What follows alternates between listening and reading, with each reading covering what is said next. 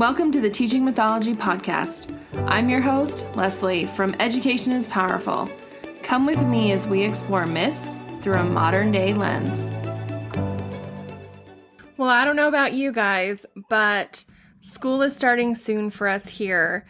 And I got a question a few weeks ago about how I plan for my mythology class and how I decide what to teach. So I thought I would go through today what I would teach if I had 2 weeks, if I had 1 month, 1 quarter, 1 semester, and 1 year. And the reason why I don't organize my mythology class the way a lot of mythology books recommend. The first thing I want to talk about is my philosophy, I guess you could say, on what I decide to teach in my mythology class. I am a high school English teacher. And so at the end of the day, I want to teach students what they will find in other literature. And because of the literary tradition that we have, this is going to be Greek and Roman mythology. And so the bulk of what I teach is usually Greek and Roman. I want them, when they open up any book and it references Minerva, to know who that is. That is always the first thing that I emphasize. The second thing is that I think kids need to know the Greek and Roman gods. They need to be able to identify them in the myths and the references in literature about them. I've introduced the gods to students in a variety of ways. The most traditional way that I've done it is to give them a PowerPoint that does the Greek creation and the Olympian gods all in one fell swoop. It does take 2 days. It's quite a detailed PowerPoint, but it really helps me to be able to tell a lot of stories as I'm going along, because we don't have time to read every single myth. So I can give them little nugget myths or short myths as I'm introducing them to the gods. The other way that I've done it is that I've had students create posters for each of the gods, and they research the god and they present it to the class in some way, or we do a gallery walk where students take notes. This does mean that I have to trust that students are going to get the information correct. So the posters are very structured so that they don't get things wrong. So once I teach all of the Greek gods and the Greek creation story, if I only had 2 weeks, I would teach 1 hero story and 1 story that teaches a lesson, because both of those are incredibly strong themes in Greek mythology. Now, my favorite hero story to teach is Perseus. I like it because there are a lot of gods that are involved. He travels across the earth. He meets the Oracle of Delphi. He goes to the underworld, or the entrance of the underworld. He fights monsters. And so it is truly an epic hero story. It also gives me the chance to tell the story of Medusa, and one day I'll talk about her in more depth, but I just think she is a tragically misunderstood mythical monster. And so this is my way of teaching the myth of Medusa and teaching about kind of the double standards that Greek culture had towards women. And then if I were to teach 1 story that taught a lesson, I would choose the myth of Arachne. I think because spiders are so common in our everyday world, this idea that Arachne was such a great weaver, better than Athena, that Athena cursed her to become a spider and weave forever, right? So it's a great myth that teaches a lesson, and it's a myth that helps explain something in the natural world, which is another theme that happens in Greek mythology. So they get a little sampling of a creation myth, the Greek gods, a hero story, and Arachne, a story that teaches a lesson. So that would be for 2 weeks. Now, before I go on, I want to say that I have made a resource for you. The link is in the show notes. It'll also be an entire blog post about this episode in my podcast so that you can see this all laid out. You can download it. It's going to be an active Google Doc that I'm going to continue to update with the order that I would teach things in, the resources I would use, and websites I would go to help support this, just so you have somewhere to start with. So if you want that, click the link in the show notes. Okay, if I had 1 month, I would still do those things, except for before I taught Perseus, I would do a mini unit on the heroic journey. What's great about the heroic journey is it transcends all cultures. So this is something that students can really relate to, especially with our modern day world of hero movies and action movies and Marvel movies and Harry Potter and Star Wars and all of those things. They are the heroic journey. I would also teach a little bit about the underworld if I had time. I have a project that I would have students do where they would take a reading of the underworld from various texts that I've collected where it describes the underworld, and they create a map of the underworld. So it's a great way of interweaving a lot of details and seeing if students can apply them. I once had a student explain or say to me that this was the hardest assignment he ever did in high school, which I think is really funny because it's only 2 pages of text and a map that I've already given them the base of.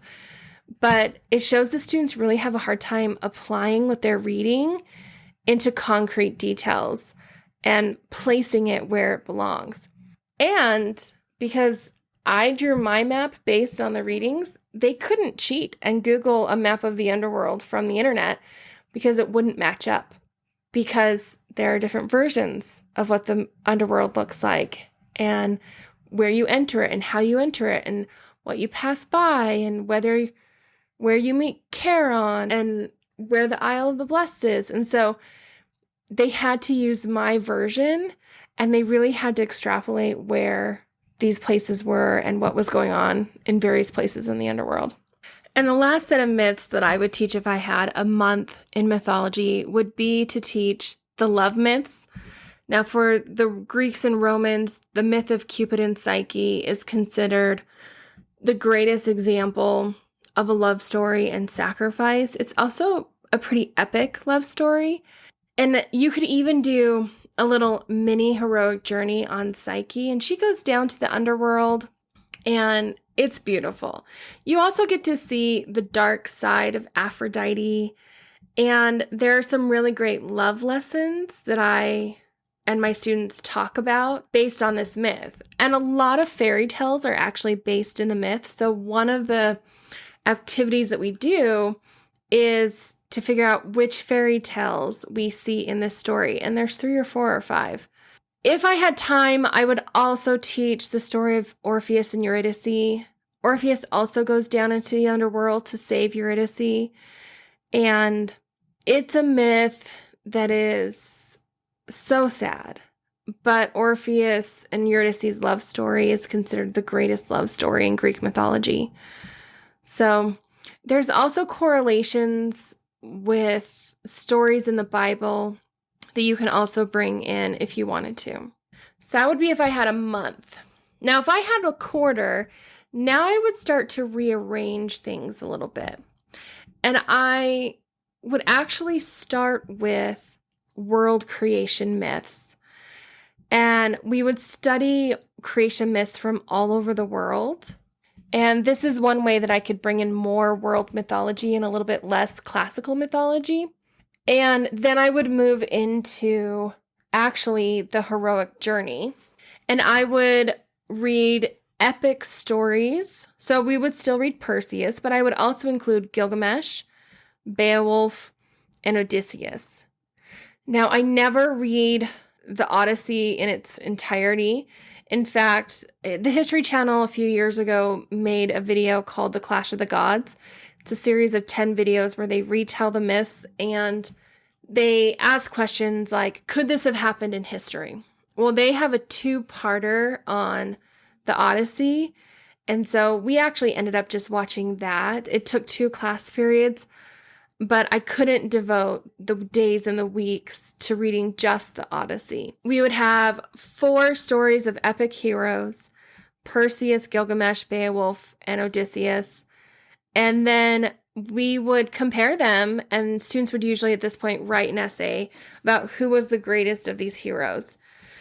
So I always try to include the traditional ELA standards, research, writing, analysis, those sorts of things. So that's one way that I did it. The other thing that I would have brought in is we would have done the traditional heroic journey intro, but at the end of this unit of heroes, they would have done a project, and it's a heroic journey project that I do where students find the heroic journey in books and movies that they love. So it was a nice way to wrap up the mini unit on heroes and to incorporate their monthly book project, because one of the ELA standards is that they read texts. And so this is a way that they could incorporate a text or a movie or a TV show and connect it with the heroic journey. And they would find the heroic journey in all 17 steps, because I teach the full version from Joseph Campbell, and the archetypes in that text of their own choice. And then, of course, we would do then the Greek gods, the Greek creation, myths that teach a lesson. So we have Arachne, but I would bring in other myths that teach a lesson. I have a whole series of them. We would do the underworld. I would probably, if I had time, also teach underworld myths like Sisyphus, and myths about the Furies and those sorts of things, the people that they punish. And then we would move into the love myths. Now, I taught a semester of mythology, and so the first quarter or term was classical mythology, and the second quarter was world mythology. But I clumped classical mythology in with Norse and Egyptian if I could fit both of them in within the quarter. It always kind of depended on when holidays fell and assemblies and those sorts of things, but I always tried. So when I taught a semester of mythology, I started with the Greek creation and the Greek gods. We would read, and then we would do the heroic journey as an intro and begin reading the hero stories. And we would read Perseus and Theseus and compare those two stories. We would also do Hercules, and now I'm not a fan of Hercules, but I feel like I couldn't ignore him in a semester class. So we would also read Hercules. And I've done different activities with Hercules. We've done a comparison of Theseus, Perseus, and Hercules and who was the greatest hero. We've done comic books out of Hercules' 12 labors. They've written an essay or had a debate. One year we did an impromptu debate. I mean, not super impromptu, but just meaning that they only had one class period to prepare and then have the debate. So it was like a little mini debate on whether or not Hercules really was a hero. That was exciting because I thought every kid would say, yes, he's a hero. But there were kids who agreed with me that he's kind of like the worst person in Greek mythology ever. And we all question why we worship him. I'm going to do a series on heroes later on after I do the heroic journey here on the podcast, so I'll talk more about that then. Then we would do the love myths and myths that teach a lesson. And that would usually take up most of first quarter. I would introduce the Norse gods and the Norse creation. And we would read the Thor myths. We'd read Ragnarok. I like to read Freya's necklace, Odin losing his eye, and Loki kind of creating his monsters. So those were the Norse myths that I would teach. And then we would wrap up with the Egyptian gods, their creation story, and a few of their myths. I focused mostly on Osiris and Isis and the stories that kind of surround them. So Isis getting Ra's secret name out of him, the battle between Osiris and Set, and him spreading Osiris, like cutting up Osiris up into pieces and spreading his body, and Isis using her magic to restore him. The thing that's interesting about the Egyptian mythology system is that they actually don't have any myths about heroes or gods together. And they called humans the cattle of the gods, so their mythology really doesn't deal with humans at all. So we just talk about the gods there. And that would usually wrap up the first quarter. Now, sometimes the Egyptian mythology unit would span over first quarter and second quarter, and I was okay with that. And I would just wrap up grades with the Norse mythology unit. Then we would move into world mythology, and we would do the creation myths from across the world. Now, because we had already done Greek, Norse, and Egyptian, I didn't include those in these myths. And we would do comparisons, and students would do creation myth projects, and we would write essays. And it was kind of a huge unit. And the big emphasis of this unit was look at how much we have in common with all of these myths. Look at what all of these myths and all of these cultures have in common. So we were constantly looking for similarities. I would also do Cinderella stories from around the world in this term. And I'm lucky that where I live, we have a county library system. And so you can get books from the library from any of the libraries in the county. And I can check out 30 books at a time. So I would go to 4 or 5 or 6 or 7 libraries to the children's section, and I would pull Cinderella stories from all the different cultures. And the kids would get into pairs, they'd read them. Oh, well, first we would start with taking the Grimm fairy tale version and looking at what archetypes are in that version, so that they were used to looking for these archetypes in the other Cinderella stories. For some of my students, it was their favorite unit. They got to just read out of picture books for a couple days, and they loved it. And for a lot of them, they were just shocked that this story shows up in all these different cultures, and they're fascinated by that, and they want to learn more. The last thing that would happen is when I taught a semester, I never had time to really do the world myths, and I couldn't do them justice. So instead of skimming them all and reading one here and one there, I decided that students would do what I called their theme park project. And as teams, they would get into a mythological culture or a mythological system, read their myths, learn about their gods, learn their creation story, learn about their history and the land that they lived in and what everything was like. And then they would create a theme park for that mythological system and present them to the class. This was a huge project that they worked on. It was project-based learning, and it was a way for me to incorporate the writing and presentation standards in a real-world situation. And we approached it as a sales pitch. So they were going to pitch to the class their idea for a theme park, and the class decided which theme park they were going to fund. So I didn't teach students to do a presentation like a normal presentation. I taught them how to do a sales pitch. And then they wrote a rationale and a summary, I guess, of their park for me that was their informational writing piece. And then they would have to cite the various myths that they read to include their research. So that's generally how I wrapped up a semester of mythology. Now, if I could teach a whole year of mythology, one semester would be classical mythology, one semester would be world mythology. We would also include a mythical monster encyclopedia project. I did that one year, and the students loved it, and it certainly did not have enough time to really flesh that out. And then this would give me the chance to spend 2 weeks on mythological cultures from around the world. And I would choose cultures from every continent. We would do Native American, Mayan, Aztec, and actually we would probably choose 2 or 3, maybe 4 different tribes of Native American because they're so different.